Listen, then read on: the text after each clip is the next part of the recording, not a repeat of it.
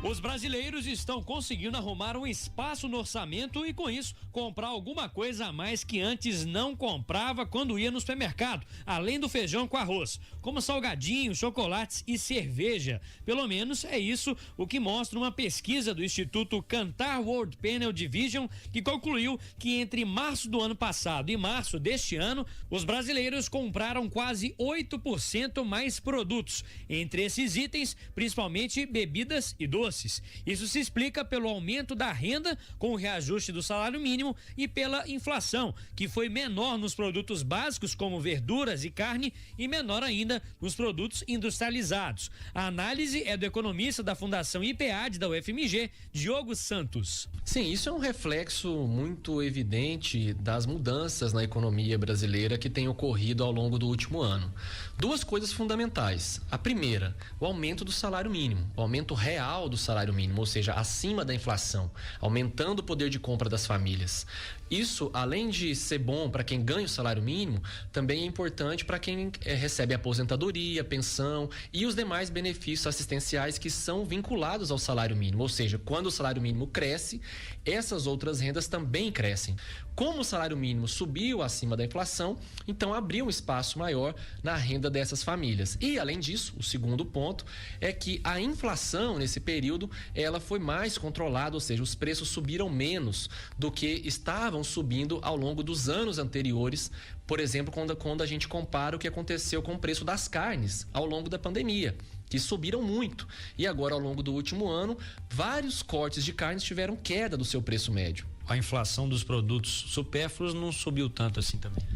Também tem uma diferença de inflação, ou seja, de aumento dos preços nos grupos de alimentos. Os grupos de alimentos que ao longo desse último ano foram mais impactados pelas questões climáticas, e foram várias questões climáticas que ocorreram ao longo desse último ano, gerou uma inflação mais alta desses alimentos. Então, os alimentos de sacolão tiveram uma pressão maior sobre os seus preços ao longo desse período, sobretudo do final do ano passado para cá.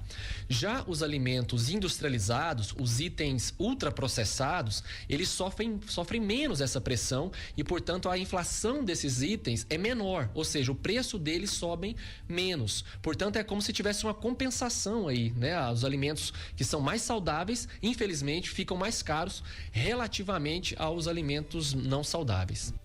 A rede de supermercados EPA está abrindo 15 lojas em Belo Horizonte nas últimas semanas. Segundo o diretor da empresa, Roberto Gozende, isso é sinal que eles estão acreditando no aumento do consumo na economia brasileira. Na realidade, ele vem não como a gente gostaria, vai vir aumentando um pouco em relação até o ano passado, mas ainda está um pouco longe do que já foi. Agora, nós acreditamos muito nessa tendência, nesse crescimento, até pelo mercado do nosso próprio grupo, né? Que a gente vem crescendo. Só para você ter uma ideia que a gente acredita nisso, que nós estamos nessas 2 semanas abrindo 15 novas lojas em Belo Horizonte. São 9 lojas direcionado à classe CDE, B também, e 7 lojas voltar para a classe AB. Ou seja, nós estamos acreditando bastante nisso, sabe? E investindo nisso. Então, se não fosse esse movimento que o senhor percebe melhorando, talvez não seria o caso de fazer essa abertura. Talvez pode ser que ela pudesse ser um pouco mais para frente, né? Isso tudo poderia ser medido, mas a gente vê como o momento agora, a gente é muito otimista nisso, sabe? Só para você ter uma ideia, dentro da grande Belo Horizonte nós temos 110 lojas, nós estamos colocando mais 15. Então a gente realmente acredita nesse potencial de mercado, nesse desenvolvimento de mercado. E o senhor acha que essa compra do supérfluo está acontecendo realmente na rede de vocês e em todas as classes? Olha, na classe AB isso sempre foi um constante, né? A venda de supérfluo ela é significativa.